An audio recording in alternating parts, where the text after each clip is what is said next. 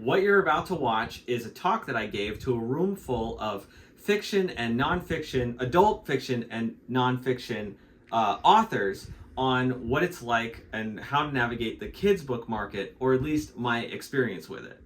The talk was called Inkpreneurs Summit, and the main question that people wanted to know from me is, as a kids book author, how specifically do you do and navigate children's book illustration? So that's what I focused the bulk of my talk on, especially as a self-published kids book author, when it comes to like, all right, if you're gonna do the illustrations, if you're gonna have somebody that you know do the illustrations, or when you hire an illustrator, what do you look for? So watch to the end of the video for that, or honestly, you can skip to it using the chapters on the video. This was part of a 2-talk thing that I did for Inkpreneurs Summit that was to promote this book, Bootstrap Your Book Tour, which is all about how I made a living as a touring author, living and traveling on book sales. And this is in early beta reading, so if you want to get a copy of this before anybody else, that's the pinned comment. Just go to the pinned comment. Okay, this is how to navigate the kids book market, or at least how I think about it. Timmy Bauer, he's going to talk to us about publishing pathways, navigating the children's book market. Come on, let's hear it from him one more time.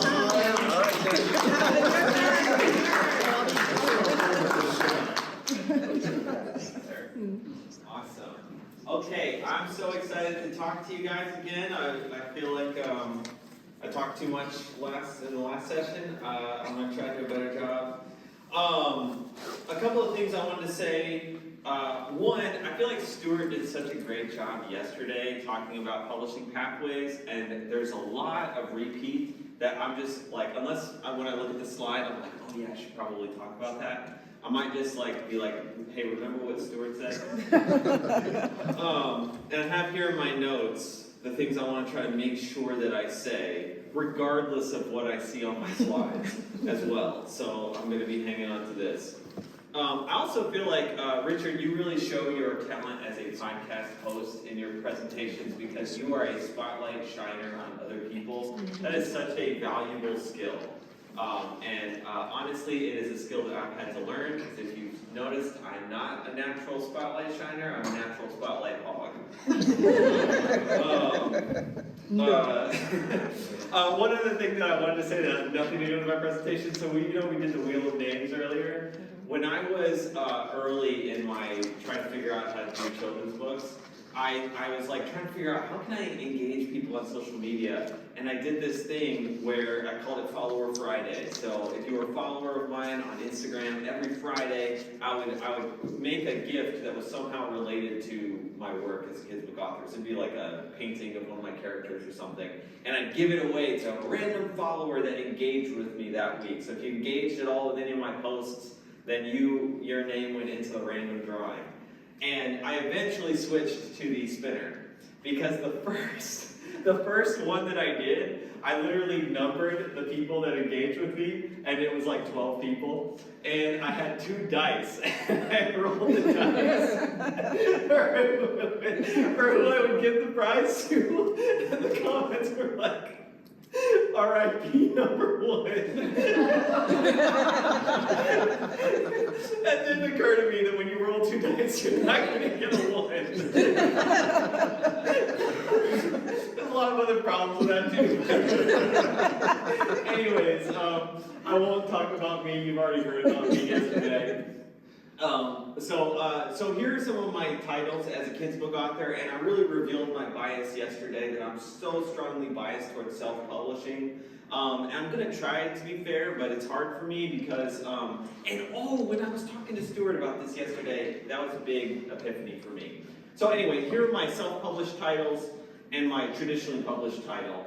And it was so eye-opening, because so it was really cool to do a traditionally published book. It was just like a cool feeling. But this book is honestly the one that I'm the least proud of in terms of the actual content, because I made it over COVID, and I'm going to talk about, so because Stuart did such a great job talking about the publishing pathways, I would really like to focus a good chunk of my presentation on the actual nuts and bolts of like, how do you make a children's book? How do you make it good? How do you either make good illustrations or get good illustrations? That's where I'd like to focus, because honestly, I think it's kind of irrelevant whether you traditionally publish or self-publish if you can understand how to make a children's book really good. So my traditionally published book, I did it over COVID. I did not really perform it in front of children as I was making it, like I do with all my other books. And that's because I couldn't really get in front of kids. And so I look at it now and I see all the problems. The first time I performed it in front of a group of kids, I was like, oh, this is why this book didn't sell very well. Like I could see the problems with it. And sure enough, like so the publisher put it out into all the Barnes and Nobles and like, you know, did the whole thing, and it didn't take hold. And so now it's basically forgotten, unless you are a follower of the guy that I did it with. His name's Nurse Blake. If you're a follower of his, like it's still selling. Those people still love it. And every once in a while, someone will be like, "Oh, you made the nurse book," and that's a cool feeling. But anyways, I'm a big advocate of self-publishing. I'm going to talk about that a lot, and I really want to just focus mostly on the how-to. But really quickly, pros of traditional publishing: credibility, advance. Publisher handles production. Cons, very time consuming. I put 2+ years, but yeah, you're right. It could be like 4 years. Yeah. Limited rights, short shelf life if you're like me and your book doesn't like grab hold. Whereas when you're self-published, one of my favorite things about self-publishing is all the rights are mine, and I can make that book, like I'm the one. My work is what's giving this book life. Like a publisher is going to give up on a book if it doesn't grab hold. I'm not going to give up on one of my books. Like I'm going to keep making that book work. Yeah, all full rights, quick to market. That is like the biggest thing, quick to market, in my opinion. Sure, higher royalties, like for in-person stuff. Yeah, definitely. Yeah. Who should do which? So if you don't mind a long time horizon, you want outward markers of credibility, you don't want to do what I did, knock on a bunch of doors to be successful, but you do want to like send a bunch of emails and submissions. You want others to do all the non-writing parts of being a children's book author, and you're okay with what I call the big nail strategy for getting accepted. So I think it was Stephen King. He was asked, how do you become a traditionally published author? And he said, oh, this is what you do. You get a big nail and you put it on the wall behind you, and every time you get a rejection letter, it goes on that nail. And eventually, the weight of the rejection letters will pull the nail off the wall, and you buy a bigger nail and you nail that behind you, and you keep getting rejection letters until finally you are not rejected. And that's how you become traditionally published. So if you're okay with that, then let's go on publishing ground. If you don't mind the totally different style of long time horizon of being a self-published author, you want the immediate, this is what I wanted. I wanted the immediate experience of I'm performing my book in front of children, and I will beat my own head against the problem with the actual market that I'm trying to serve of like, how do I make this work and how do I make this good? And that's what I want to teach me. I don't want to leave myself beholden to these decision makers that I don't know anything about, I don't know what they want, I don't understand what they want. Do they even understand what they want? I didn't want that. So yeah, if you're like me, go self. You're okay with performing your way to success, and you're okay with slow building your credibility, then yeah, go self-publish. Avoid vanity. Vanity is basically like, they position themselves like they're a publishing company, but it's really just really expensive book printing is pretty much what it is. So they charge you a bunch of money, and all they do is send you copies of your own book, for the most part. Don't do that. Like Stuart says, when you are dealing with a publisher, the money should flow to you. And that's why my company, Dinosaur House, we position ourselves as a children's book production company. And that's what we tell everybody, like, we're a kids book production company. If you have never thought about being a kids book author before, and you don't want to do hardly any work, but you want the book to be good, and you want it to be produced start to finish, we will produce it for you for a fee. And that's what Dinosaur House does. So, yeah.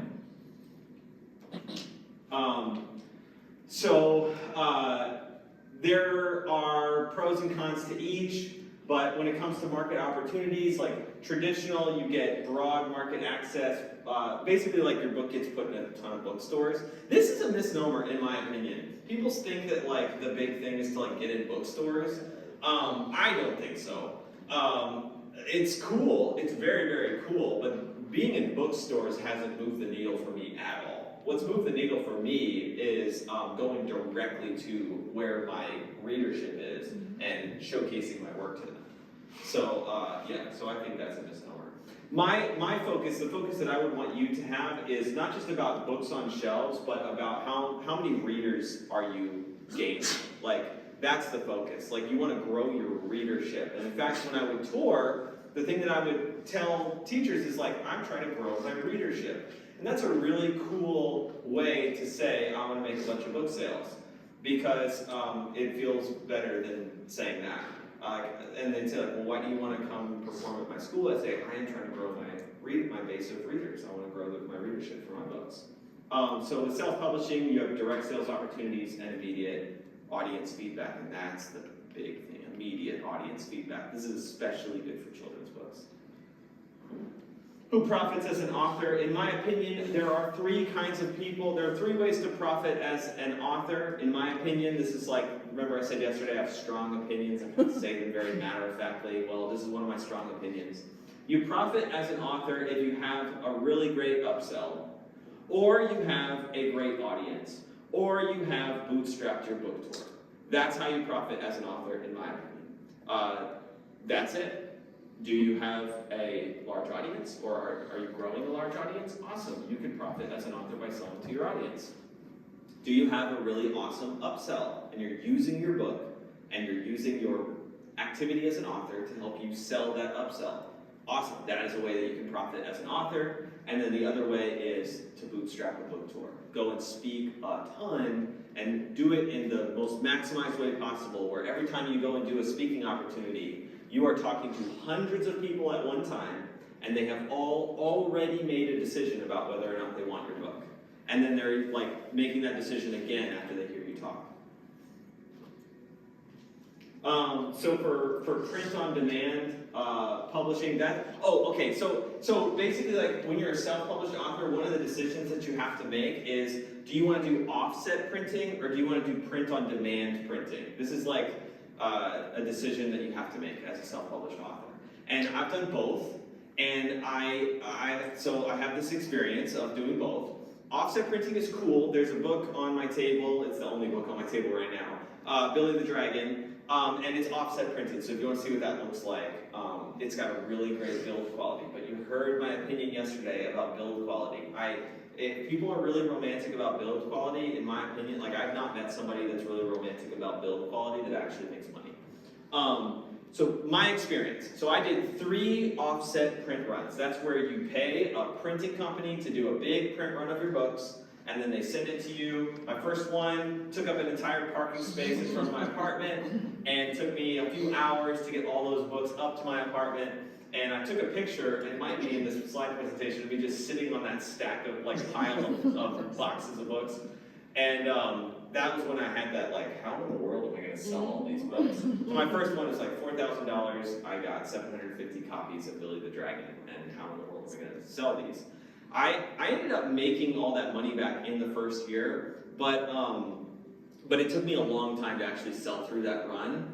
And then I quickly had to order another run, sold through that run very quickly, and then had to order another run, sold through that run very quickly. And I went through this period of time where I was touring, but I didn't have any books because I was waiting on print runs.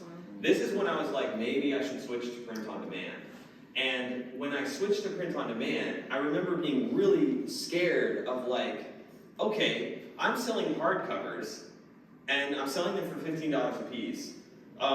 If I switch to paperbacks, nobody wants paperback. Nobody wants a paperback children's book. And I was really afraid that that was going to hurt my sales. No noticeable difference in sales. No one's ever complained that I sell paperbacks. So no noticeable difference in sales. No one ever complained that I sell paperbacks. I sell more books now that I sell paperbacks. If you ask any parent, like, hey, would you rather have a hardcover children's book, or would you rather have a paperback children's book? They're going to say every time that they want a hardcover, but their buying behavior doesn't reflect that. So, and that's what, obviously, like when I'm trying to make money as an author, I really care about buying behavior. Their buying behavior does not reflect that sentiment. So, again, don't get fancy. You can do, and there's so many benefits to doing print on demand. Like one of them is, if I'm about to go do a book tour in a state. So North Carolina, I've got 8 schools that I've booked so far, and it's coming up in a couple of weeks, and I just can literally be like, okay, how many students am I going to be presenting to? Okay, what's my average, like what's my percent of sales per student? It's such and such. Okay, how many books do I need? Then I probably need like, I don't know, 400 books or something like that. And then I'll go, okay, well then I'm just going to give myself more than what I think I need, so let's go to 500 books. I'm going to order 500 books, and then I'm going to mail it, because you can just, when you're doing print on demand, I'm getting 500 books, and I'm going to mail it directly to the place where I'm touring. And so that was really cool, to be like, all right, I'm going to tour here a few weeks ahead of time. I got to try to calculate a good estimate of how many books I need, order that a few weeks before the tour, have them shipped to the first venue that I'm going to be speaking at, and then do my tour. And I didn't even have to like lug my books with me to go on tour with me. There's so many benefits to doing it this way. So I'm a big advocate for that. And I even, this is like so bad. I even did this thing where I did a couple of tours that I wasn't really planning on doing. And I was like, okay, I was in Tennessee, and I was like, what if I did some touring here in Tennessee? I met somebody that was a like district coordinator or something for his area, and he got me to get booked for 8 school visits in a week. And I was like, awesome, I don't have any books, because I just happened to be in Tennessee. And so I printed out a flyer that was all of the kids that bought my book. Like it was like just a form. And when I went and performed at the school, I think I changed my hype video to say this. I think it was something like that. I was no longer saying you'll get a signed book when I come to the school. I was just saying you will get a signed book from me mailed to you a few weeks after the school visit. And it was really cool to not have to spend any money ahead of the visit. I could do the visit, fill out like everybody that ordered my book, and then place the order for exactly what I needed. And I had to have it shipped to me so that I could sign them all and then ship the shipment to the schools where the students bought the books. But it was a really like just economic way of doing it. All right, profiting through upsells. I feel like I've talked about this a lot. But if you are an author, you need to have an expensive upsell because you're selling an inexpensive product. And everybody should sell a next logical, expensive thing that goes with what they were doing. So one example that I finally got around to doing is when I would go and perform at a school, so often the teachers, the principal or somebody would come up to me and be like, do you lead a workshop on how to perform books the way that you perform them? Because if so, I'd love to put my teachers through that. And so I was like, yes, it's $300, and it's the art of storytelling, and I'll happily lead that workshop. And that became my expensive upsell. And that was cool, but I would do something different, actually. I would do something that I could put on the flyer that's like a checkbox item that a parent would check if they want. And that way, every time I do a school, like, if 50 people are buying my book, one of them is probably going to get for their student the expensive thing. Okay, I want to focus now on talking about the actual art of making children's books, because personally, I think this is the more important thing than which pathway you decide to take. There is one thing to note, though, and that is, like, the pathway that you decide to take will totally alter how you think about illustration. Because if you are going traditional published, you are not going to be choosing an illustrator. That is being done for you, okay? But if you are going to go self-publish, then you are choosing your own illustrator. And that is like a key difference between the two. But I would still love to talk about just the illustration process and the way that I've developed my illustration process and the one that I believe in. And then also the writing process, if I have time. Quick time check.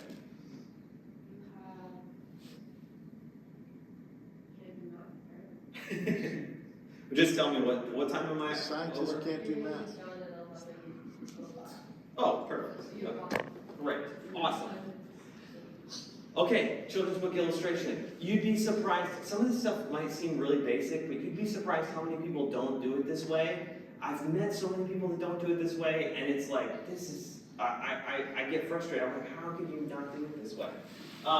Okay, so you're gonna write a children's book manuscript. Now, who here has an idea for a children's book in their head? Anybody here has ever thought to themselves, I think I have an idea for a children's book in my head. If you don't have an idea for a children's book in your head, I'd love to help, like, get one to bubble up to the surface in your head. I have a thing that I put people through. It's called story design. It's a series of questions designed to pull out of them the children's book that's inside them. I'm going to try to do a group version of it here right now, but if I don't, or if I don't have time, or you want to expand on it even more, at my table, that's the only thing I'm doing, pretty much, is story design, with anybody that wants to do it.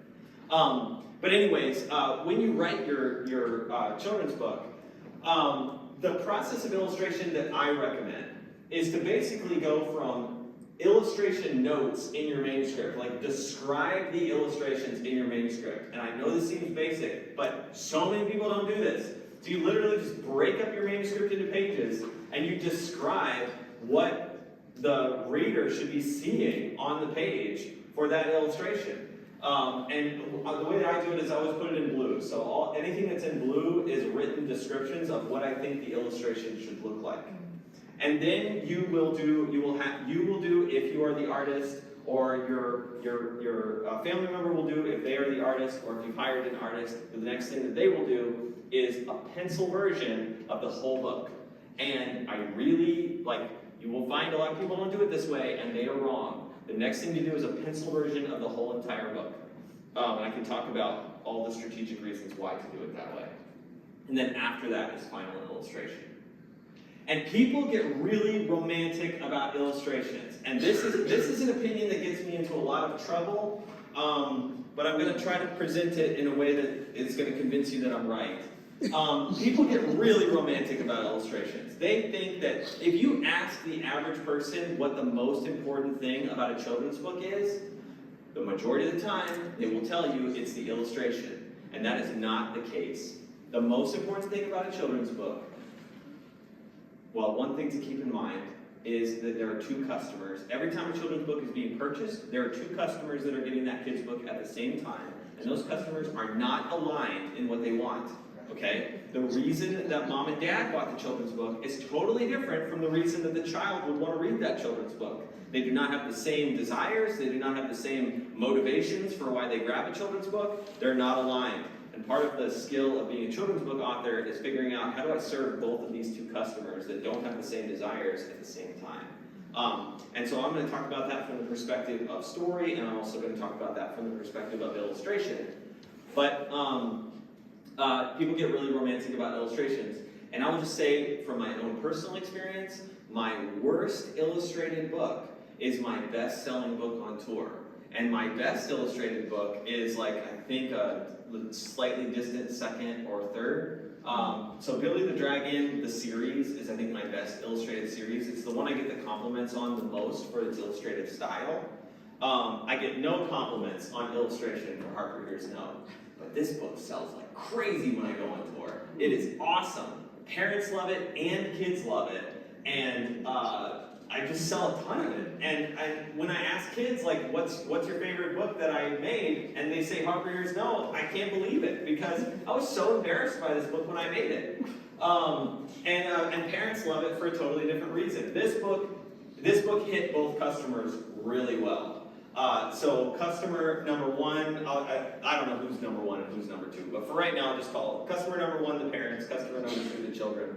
Customer number one is buying this book because it is a book about disobedience.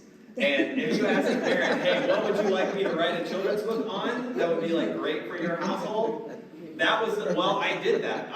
When I made this book, I got a group of moms together, and I went live every week, and I was like, hey, I want to make a book that is for you guys. What do you want me to make what topic would you choose for me to make a book on? And I got a bunch of different answers, but the most common answer was disobedience. So customer number one is buying this book because it is Harper Hears No. It is a book about hearing the word no, and why is that actually good for you that your parents would tell you no. The customer number one is so happy about this book. Customer number two likes this book because it is very funny, it is very relatable, and it's got potty humor in it. It's filled with what I call reaction triggers, and that's what customer number two really wants in a book. So it's got a really cute story, it's got a really relatable character, and it's filled with reaction triggers. And all my illustrative focus was just on telling the story, showcasing the character's emotions, and like beefing up those reaction triggers. I did this in such a short period of time that my whole illustrative focus was just those things. And I can't believe it. I didn't want to publish it. I was so embarrassed by it. Okay, people get really romantic about illustrations. I want to show you, so these are some of the artists in the children's book space that I think are some of the most talented people that I've ever met or seen. So here are just 3 examples. I picked these 3 because they give me the most imposter syndrome. They're so stinking good illustrators, okay? And I am arguing that illustration is like 10% of what makes a good children's book. Like when I say illustration, I mean like the beautifulness of the illustration. I think that's 10% of what makes a good children's book. And that's a hot take. Nobody agrees with me, and I believe that they are wrong. But here are some illustrators that give me absolute imposter syndrome.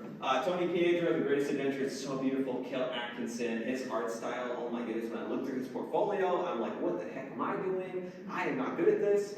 And then Blaine Fox, I interviewed her when my show was called Books for Kids, and she is a fantastic, fantastic illustrator. None of these books sell really well. I want to show you some books that sell really well. Okay, so right here, this is the book Stuck by Oliver Jeffers. It is a very well-loved book. It sells well. Like Oliver Jeffers is like a really well-loved kids book author and illustrator.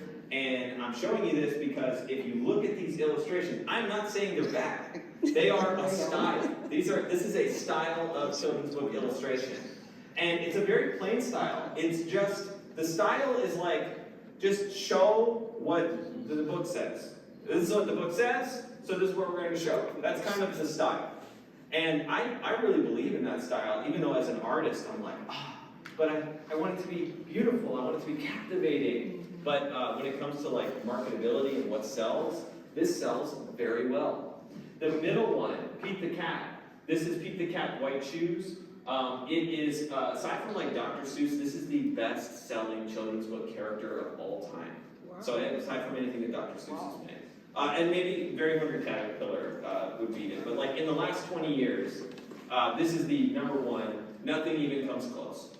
Absolute best-selling character. There's like 30 books in this series. They all become massive bestsellers. Kids love Pete the Cat. They love Pete the Cat. A little bit about the whole lottery thing.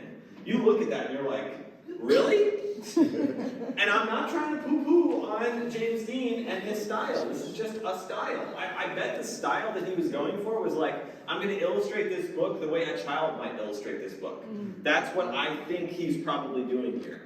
And it sells like crazy. Like kids go nuts over this. Anytime I make YouTube content about Pete the Cat, it performs well because this character is so well loved. And so there's the illustration style. And then the last one there, The Book with No Pictures, another phenomenal book. Super, like, sells so well. I've read this book to a group of kids. They die. The children just roll on the floor. They're dying when you read it. And one of the cool things about it, it gets to my whole reaction triggers philosophy. When you read this book to a group of kids, you will start to understand. Just do that sometime. Grab the book with no pictures and read it to a group of kids. And you'll start to understand, oh, that's what a reaction trigger is. Okay, so every page is causing a physical reaction in the kids that I'm reading to. And that's why they beg for that book over and over again.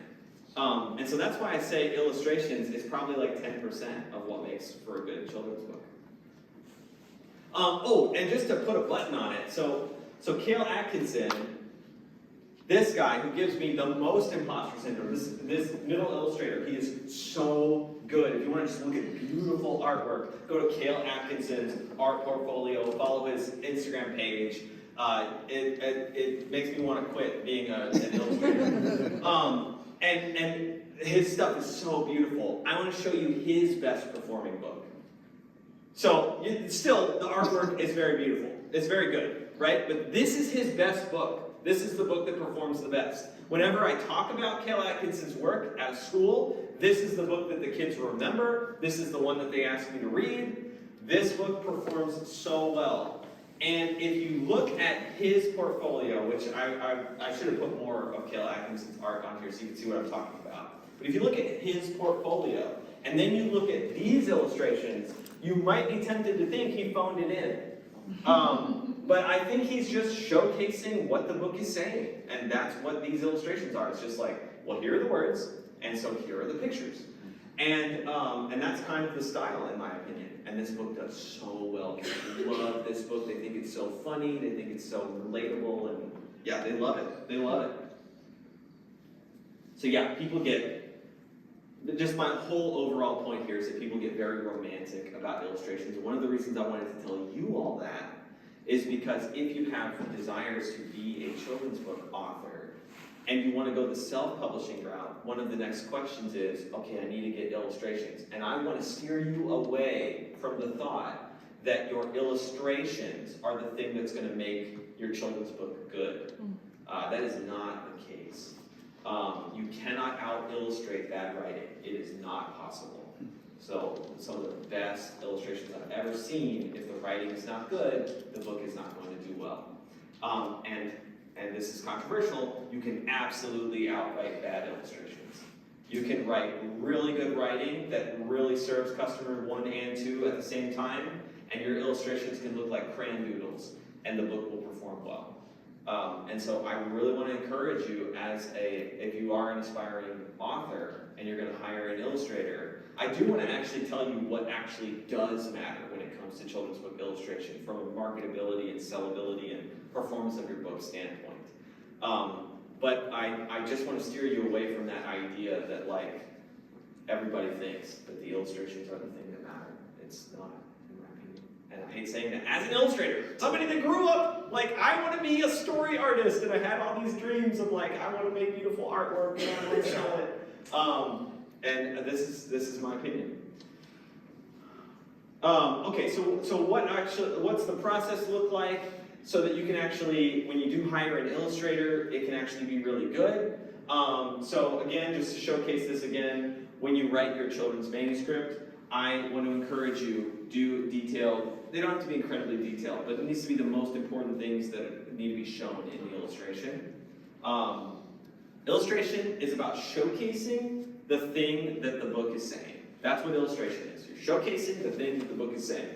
And really good illustration does a good job of helping deliver on the reaction triggers that are in the writing. And I'm going to talk about what reaction triggers are. But that is, in my opinion, the most important thing when it comes to illustration.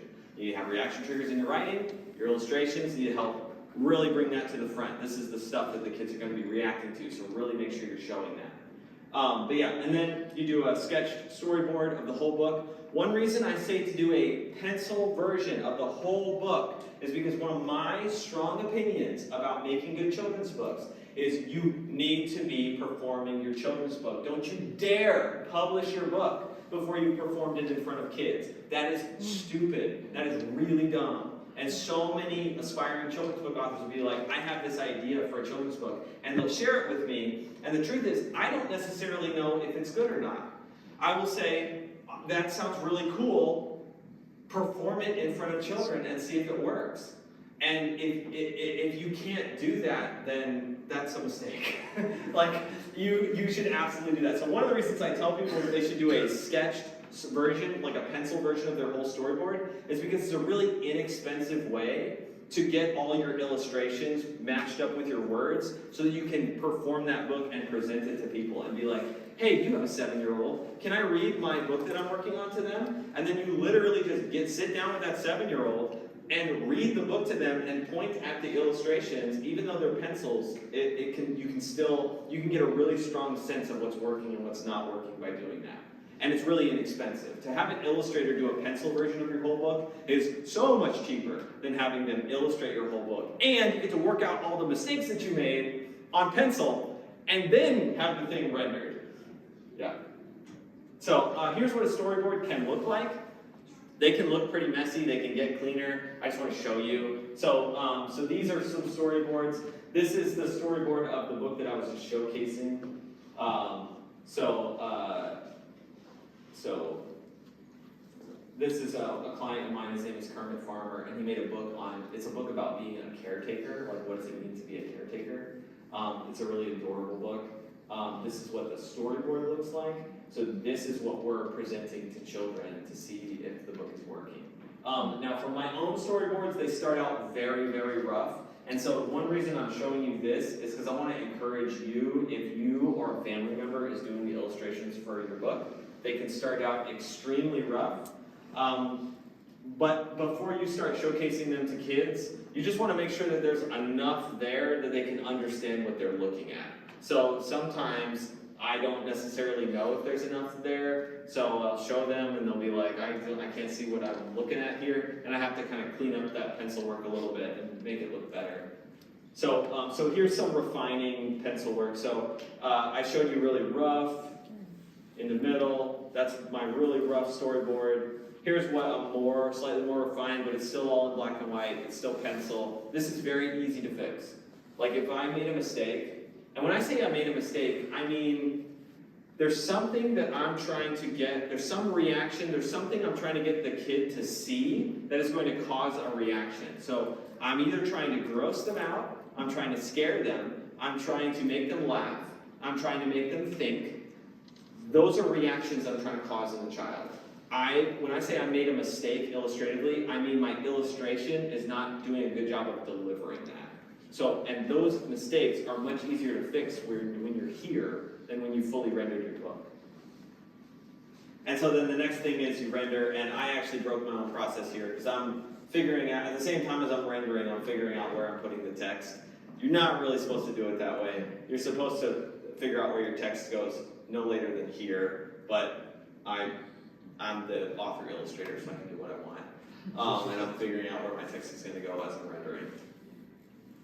Okay, we probably don't have time for this. But maybe, I don't know, maybe we do. I've got 10 minutes. Let me just look at my notes and make sure I've said all the main things I wanted to say. So two customers. There are two customers that buy your book at the same time when your book gets sold. It's the parent and the child. They're not aligned to what they want. Parents want books that are going to, there's an idea in that book that is going to get incepted into the mind of their child, and they're so happy that that is the idea that is getting incepted.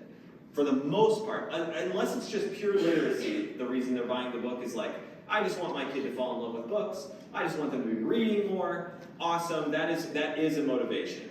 But one step deeper than that is there an idea in this book that incepted into the mind of my child? I am so happy about that. And I can tell you, as about to be a parent, that is one of the things that I think about when I think about the prospect of buying books. Now, obviously, I'm going to buy stuff that's just fun, and I just want them to love reading, but there's going to be so many books on their bookshelf that is like, these are the ideas that I want them thinking about. So I am customer one here, and that's what I want, and that's not what my child wants. My child just wants to be entertained. They want to laugh, get grossed out, get scared, have, a book that was a really enjoyable ride. So that's what it means to write with reaction triggers. To know that your book is doing well, you need to perform it. Perform. Yeah, awesome. Okay, so activity time, the story design process. When I'm taking somebody through the story design process, what I'm trying to do is I'm trying to see if I can pull out of their mind an idea that is going to help with that customer number one thing of like, here's the idea that I really want to incept into the mind of a child. And oftentimes that becomes the motivating force behind why a person decides they want to be a children's book author. Most of the time it's not my case where it was like, I want to be a story artist. Awesome, here's the way I want to do it. Children's book have this really awesome connecting power, connecting people across generations. That's kind of my motivation. Most children's book authors, their motivation is there's an idea that they want to deliver, into a medium that a kid is going to love. And so I would love to ask you some questions now. And so if you just pull out something to write with, I'm going to ask you some questions that are in my story design process that I take people through. And these first questions are all about you, your motivation as a writer, what are you trying to do, and serving customer number one, the parents. So my first question is, if you have an idea, if you already have an idea, just write what is the broad topic or the idea, or maybe you just have the title. So if you just have the title in your head, you can write that. If you don't have a title, but you're like, I want to write about such and such for kids, just write what's the broad topic, or what's the spark. Maybe you're like, I just have this image in my head of such and such. You could write down what that is. Okay, so first question is just that. What's the broad topic, or the idea, or if you have the title, or the spark? Write that down. And if you don't have that, or even if you do, I have another question for you. Okay, if you don't have that, this question can often really spark something. And then if you do have it, I still want you to write your answer to this question. I love asking this question to adults. What is something that when you think about like a child reading a book that's going to incept an idea into their head, what is something that you're like, man, I would love it if kids could just understand X, such and such. Because if kids at a young age just understood fill in the blank, it would change the trajectory of their life. I want you to think about that question and write your answer to that question. And if you already had your topic, filter that question through the topic that you already knew you wanted to write about. So if you're like, I wanted to write about finance, I want to write about finance for kids. Well, now I want you to create a sentence, basically, or a statement. And what is that statement about finance where you're like, man, if kids would just understand this, it would change the trajectory of their life. And so one idea would be like if I was going to write about generosity versus like trying to acquire and accumulate. One thing that I've experienced that I would want kids to understand is like generosity is what leads to true wealth. And hoarding and acquiring and accumulating is what leads to true poverty. So that would be my statement. I'd be like, man, if kids could just get this, it will change the trajectory of their life. So yeah, so go ahead and write that down. Okay, now thinking about that theme, kids would just get this. It would change the trajectory of their life. Now I want you to think, what is the opposite of that theme? Go ahead and write, what is the opposite of that theme? Or you could write, like, what's the opposing statement to that statement?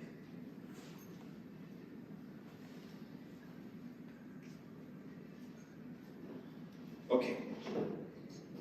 I might be moving too fast, but it's because I'm almost out of time. My next question is, thinking about that, what is dangerous, painful, or frustrating about living opposite of that theme? So you got your theme, right? The thing, I really want kids to get this. What's dangerous, painful, or frustrating about living opposite to that theme? And I want you to think both internally and externally, and try to write down as many answers to that question as you can think of. So what are all the consequences to living opposite to this way that you want to incept into the minds of kids? It'd be like, it's backwards to think that we should live our life to use people to get things. Okay, and then I'm going to try to think like, all right, what's painful or dangerous about living that way? Well, a lot of people don't want to be your friend, so that's one thing. So I'll write that down. Okay, that's one of the consequences. A lot of people don't want to be your friend. Things you're going to find out that things don't satisfy you, and you're going to keep pursuing them anyways. That's painful, frustrating about living opposite my theme. So I just want you to be thinking about that. What are all the things I can think of that are painful, dangerous, or frustrating about living opposite to your theme? Okay, next question. What is dangerous, painful, or frustrating about living according to your theme. And this is how you make a book that's not didactic. In my opinion, this is how you make a book that's not didactic. Because like the accusation is, if you're writing a book like this, you're just basically writing a sermon. Well, this is one of the ways that you avoid that. What is painful, dangerous, or frustrating about living according to your theme? What are the consequences? What do you lose? What's frustrating about it? What are all the trials and tribulations about? Like, what makes you want to give up on that theme? Like, what are the things that happen to you that make you want to give up on living that way?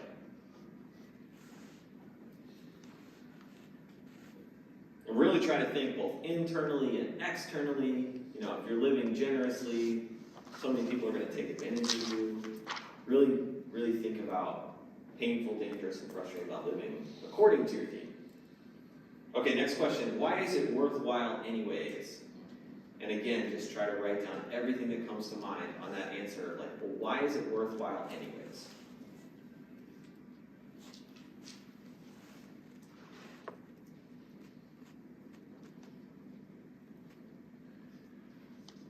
And with this topic that I've been just like spitballing, I have personal experience. So my friend James that I talked about yesterday, the one that sat down with me and was like, bro, you have a product. When I met him, he just had, he had a company that he ended up just going into debt with. It wasn't very successful for him, but he, in my opinion, epitomizes this idea of like generosity is what leads to true wealth. One of the most generous people I've ever met. Now he's multi-millionaire, like he's got a super successful company, 0 time left. Awesome, I see that. Okay, so I can literally look at him and be like, well, here's why it's worthwhile anyways. Okay, awesome. The last question here is just, is there anything that you want to directly teach in your book, like a step-by-step, like, well, when this happens, do this, and when this happens, do this. And some people have that, some people don't. You don't have to have it, but it's one of the questions I like to ask people. Is there anything you want to directly teach in your book, like maybe like when this happens to you, redirect from this to this. So that's the formula for how to make all of this work. So you can sneak that into your story. Since I'm out of time, if you have questions for me, I'd love to hear your questions. Again, if you want to do story design with me, there's so much more to it than this. All of this was customer 1. After I ask all these questions, all the focus gets focused on customer 2. I'm like, customer 1, you're done. You have figured out what your book needs to say. Now, customer 1 is done working, and we're going to fully focus now on customer 2. Everything else that we decide to do is going to be about customer 2. All the world building, what the characters look like, what the struggle is, all of that is, who cares about what the parent thinks? We are focusing on the child now, and that's a lot of fun. Thank you guys. I hope you got something out of that. There's one thing I want to say, and I forgot to say it yesterday. Please. It's my one ask. I'm looking for beta readers for my book, Bootstrap Your Book Tour. I totally forgot to say this yesterday. If you scan the QR code, I'll give you a free copy of the not the vomit draft, but like the first draft. And I want beta readers to help me make this book better. This is everything that I know about how to bootstrap book tours. There's so much more in this than what I gave in my talk yesterday. And all I'm asking is like read one chapter of the book. Whichever chapter appeals to you the most, read that chapter of it and give me feedback on it. And I'll tell you what kind of feedback I'm looking for, because there's different kinds of feedback I'm looking for, but that's all I'm asking. That would help me out so much as I make this book. So please, would you please do that for me? Okay, all right. All right.